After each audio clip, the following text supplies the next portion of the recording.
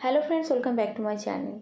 গর্ভাবস্থাতে একজন মায়ের শরীরে অনেক রকম কমপ্লিকেশন ঘটে থাকে, অনেক রকম জটিলতার সম্মুখীন হয়ে থাকেন একজন মা।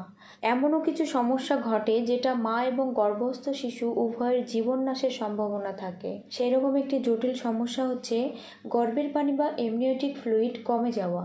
অনেক গর্ভবতী মায়েদের গর্ভথলিতে পানি কম থাকে, অথচ তারা বুঝতেও পারেন না। তো আজকের ভিডিওতে আমরা জেনে নেব গর্ভথলিতে পানি কম থাকলে কী কী লক্ষণ প্রকাশ পাবে আপনার শরীরে। প্রথমে আমরা জেনে নেব গর্ভথলিতে যে পানি থাকে সেই পানিটি আসলে কি কাজ করে। যখন গর্ভধারণ হয়, গর্ভধারণের 12 দিনের মধ্যেই অ্যামনিওটিক স্যাক বা গর্ভথলি গঠন হয় এবং এর সাথে সাথেই কিন্তু অ্যামনিওটিক ফ্লুইড উৎপন্ন হতে শুরু করে। তো সম্পূর্ণ গর্ভ অবস্থাতে কিন্তু এই তরলের মধ্যেই ভেসে থাকে আপনার শিশু এবং সে ধীরে ধীরে বড় হতে শুরু করে। শিশুর বেড়ে ওঠার ক্ষেত্রে অর্থাৎ একটি ভ্রূণ থেকে সম্পূর্ণ মানব শিশুতে রূপান্তরিত হতে অ্যামনিওটিক ফ্লুইডের গুরুত্বপূর্ণ ভূমিকা রয়েছে। এই ফ্লুইড ভ্রূণের বিকাশে সাহায্য করে। এটি ভ্রূণকে বাইরের আঘাত থেকে রক্ষা করে। গর্ভাবস্থায় ভ্রূণের যে রেগুলার তাপমাত্রা বজায় থাকার কথা, এই গর্ভথলির মধ্যে থাকা এই জলের মাধ্যমেই কিন্তু বজায় থাকে। এই ফ্লুইডে অ্যান্টিবডি থাকে যা ভ্রূণকে ইনফেকশনের হাত থেকে রক্ষা করে এবং একটি গুরুত্বপূর্ণ ভূমিকা পালন করে, সেটি হচ্ছে শিশু কিন্তু শ্বাসের মাধ্যমে এই ফ্লুইড তার শরীরের মধ্যে প্রবেশ করায় এবং সে মুখ দিয়ে গিলেও ফেলে। এই ফ্লুইডের মাধ্যমেই কিন্তু ভ্রূণের শ্বাসযন্ত্র এবং পরিপাকতন্ত্রের বিকাশ ঘটে। এই ফ্লুইডে ভ্রূণ ভেসে বেড়ানোর কারণে ভ্রূণের পেশি এবং হাড়ের গঠন ত্বরান্বিত হয়। যে আম্বিলিকাল কর্ড দিয়ে শিশুর শরীরে প্রয়োজনীয় পুষ্টি পৌঁছায়, সেই আম্বিলিকাল কর্ড যাতে সংকুচিত না হয় সেক্ষেত্রেও কিন্তু গুরুত্বপূর্ণ ভূমিকা পালন করে গর্ভে থাকা এই জল বা অ্যামনিওটিক ফ্লুইড। তো ফ্রেন্ডস, গর্ভের মধ্যে থাকা জলের পরিমাণ যদি কমে যায় সেটা কিন্তু আপনার শিশুর জন্য অনেক বেশি ঝুঁকিপূর্ণ।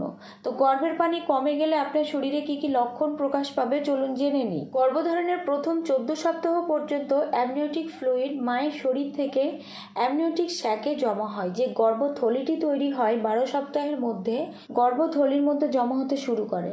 প্রথম 3 মাস শেষ হওয়ার পর থেকে কিন্তু আপনার শিশু এই অ্যামনিওটিক ফ্লুইড গ্রহণ করতে শুরু করে, যা তার কিডনির মাধ্যমে পরিশোধিত হয়ে প্রস্রাব হিসাবে নির্গত হয়। নির্গত তরলটি ভ্রূণ আবারও গ্রহণ করে। এইভাবে প্রতি কয়েক ঘন্টা অন্তর গর্ভের শিশুটি সম্পূর্ণ অ্যামনিওটিক ফ্লুইডগুলো রিসাইকেল করে।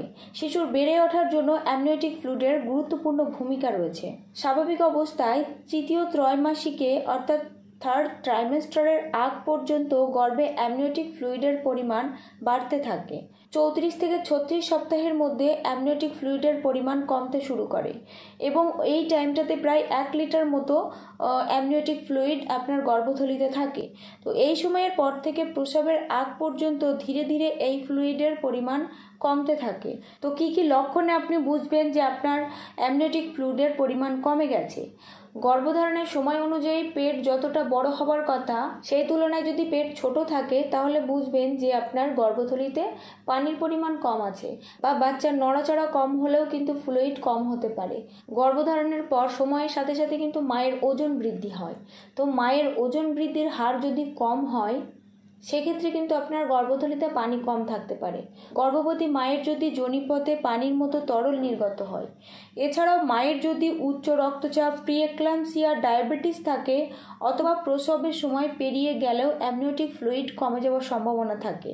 প্রসবের সময়ের আগে যোনিপথে ফোঁটায় ফোঁটায় অথবা তার থেকে বেশি পরিমাণে পানির মতো তরল নির্গত হলে বুঝবেন যে গর্ভথলিতে পানি কমতে শুরু করেছে। গর্ভস্থ শিশুর হার্ট রেট হঠাৎ কমে গেলে বুঝতে হবে যে গর্ভথলিতে পানি কমে গেছে। তো এটা নির্ণয় করার জন্য অবশ্যই কিন্তু আপনাকে আল্ট্রাসাউন্ড করতে হবে। এই সমস্ত লক্ষণগুলো যদি আপনার মধ্যে প্রকাশ পায়, দ্রুত ডক্টরের শরণাপন্ন হবেন এবং ইউএসজি বা আল্ট্রাসোনোগ্রাফি করে দেখবেন সব কিছু ঠিক আছে কিনা। তো ফ্রেন্ডস, এই সমস্যার শুরুর দিকে যদি ডক্টরের পরামর্শ অনুযায়ী চলা যায় তাহলে কিন্তু এই সমস্যা কাটিয়ে ওঠা সম্ভব, নাহলে কিন্তু মিসক্যারেজ বা অন্যান্য আরও স্বাস্থ্য ঝুঁকি হতে পারে। তো ফ্রেন্ডস, আজকের ভিডিওটি এখানেই শেষ করছি। ভালো লাগলে অবশ্যই লাইক করুন, আর চ্যানেলটি সাবস্ক্রাইব করা না থাকলে অবশ্যই সাবস্ক্রাইব করতে ভুলবেন না।